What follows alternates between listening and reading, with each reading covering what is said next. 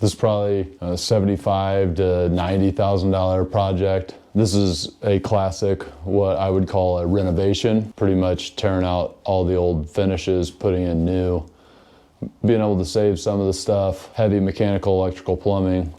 It's not a gut though. We're not gonna take out the walls and strip everything down. We're gonna try to save everything we can. Not really anything scary on this house, just a lot of work. Yep. Issues to think about are the water intrusion. I think that the water intrusion is happening because of the gutters and bad window flashing. Obviously there's water coming in from the ceiling as well, but that should be fixed by roof replacement. Here we go, phase one, demo, pretty much all the floors, all of the cabinets in the kitchen, get all this stuff out of here, get all the appliances out.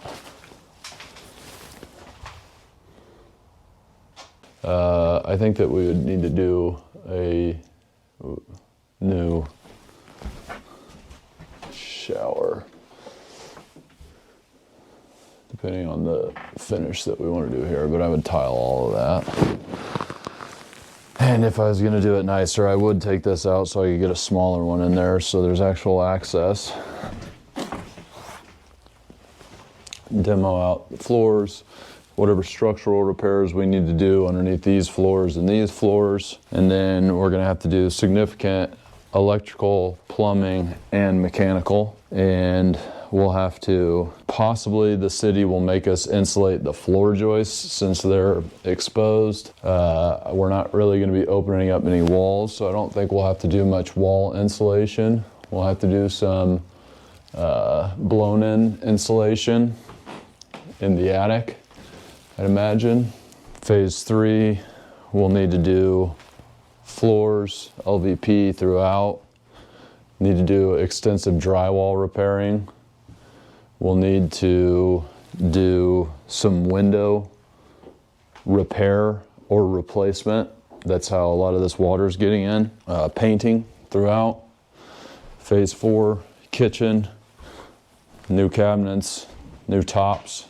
Do a butcher block here and a backsplash, appliances. No, I would just do a big interior carpentry repairs budget here. Most of these doors we'll probably be able to salvage. Some of the trim we'll be able to salvage. Bathroom, make that vanity smaller, new tub, tile surround, new toilet, trim out, you know, make sure all the hardware and the light fixtures are matching. Just do brushed nickel or stainless steel. Same thing here.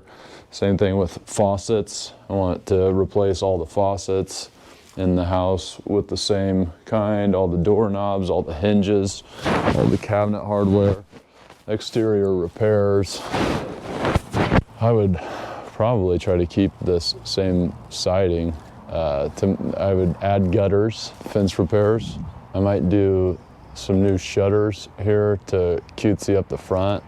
I'd put a nice post right there, maybe some rails. We're gonna have to repair these stairs, new front door, new house numbers, make it look nice. Let's put in a new mailbox. I'd probably paint the foundation, fascia, and the trim around the house in a color that makes that siding work better. Some stair repair right there. This foundation doesn't look terrible. Maybe a little bit of tuck pointing that needs done. Windows look all right. A little bit of rot right there. And also it's wet here. So looking to see what's going on. No gutters is causing some of these issues here. So they're doing something to try to keep water off of the house. Probably does a decent job.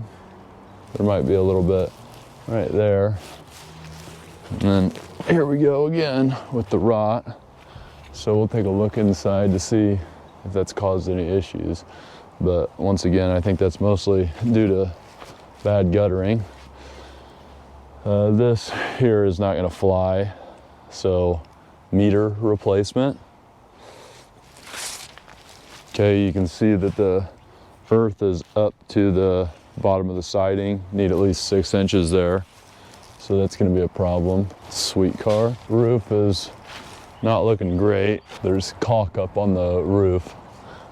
Almost positive there's gonna be issues with that roof.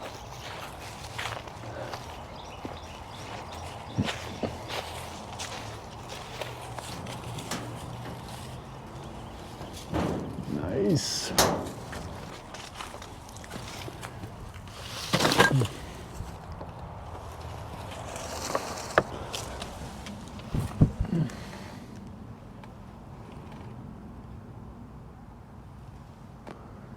All right. Oh yeah. Some old cast iron plumbing that obviously is not doing well. Looks like the sewer line probably goes out right there.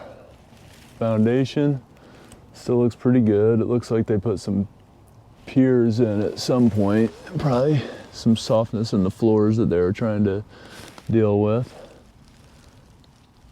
I bet you this plumbing is not gonna fly. Old galvanized lines, it's usually not a good sign. I can see that pipe over there has all kinds of bowing to it because it's not properly strapped.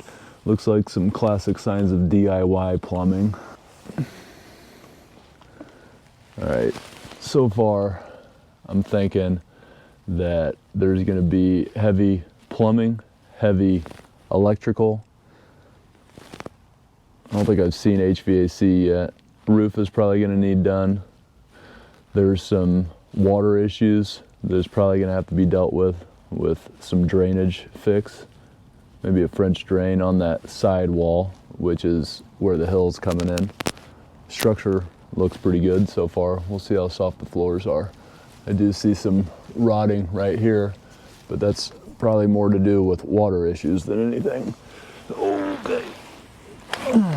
So that's probably somewhat of a good sign because the city makes you add a clean out if they're inspecting it. However, I see that you can see that old line was there, so there was a clean out. So maybe it's just a DIY extension.